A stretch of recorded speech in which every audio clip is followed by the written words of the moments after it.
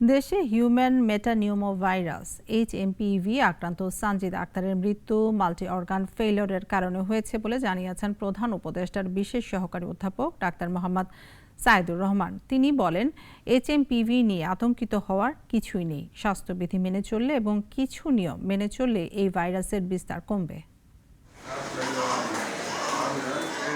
বুধবার রাজধানীর মহাখালী সংক্রামক ব্যাধি হাসপাতালে চিকিৎসাধীন অবস্থায় এইচএমপিভি আক্রান্ত সানজিদার মৃত্যু হয়। ওই নারী যে শুধু এইচএমপিভি ভাইরাসের জন্যই মারা গেছেন এটি নিশ্চিত করে বলছে না চিকিৎসকরা, কারণ তার অন্য আরও শারীরিক জটিলতা ছিল।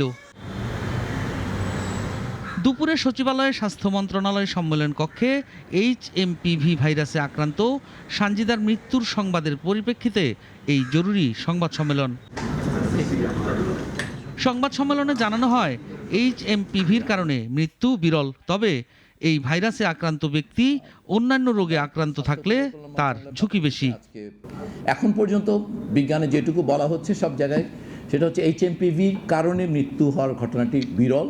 কিন্তু এইচএমপিভি আক্রান্ত ব্যক্তি যদি অন্যান্য রোগে আক্রান্ত থাকেন, ইমিউনো কম্প্রোমাইজ থাকেন, ওই সকল মানুষের ক্ষেত্রে বা অল্প বয়সী, অনেক বেশি বয়সী তাদের ক্ষেত্রে এই রোগী নিয়ে আসলে উনি ওবেস ছিলেন, ওনার থাইরয়েড ডিসফাংশন ছিল এবং উনি আসলে ক্লেবশিয়েলা দিয়ে সেপসিস ডেভেলপ করার পরে সেপসিসের কারণে মাল্টি অর্গান ফেলিওর হয়ে মৃত্যুবরণ করেছেন। প্রধান উপদেষ্টার এই বিশেষ সহকারী বলেন, সিজনাল ফ্লুর লক্ষণ আর এইচএমপিভি আক্রান্ত ব্যক্তির লক্ষণ একই। সাধারণ ফ্লু ও এই ভাইরাস আক্রান্ত ব্যক্তির চিকিৎসায় কোনো পার্থক্য নেই। এই যেহেতু ভাইরাসটি বিস্তার ঘটছে আশেপাশের দেশগুলোতে এবং বিশ্ব স্বাস্থ্য সংস্থার সুপারিশ অনুযায়ী কতগুলো সাধারণ স্বাস্থ্যবিধি মেনে চলার আমরা পরামর্শ দিতে চাই, এটা কোনো নির্দেশনা নয়।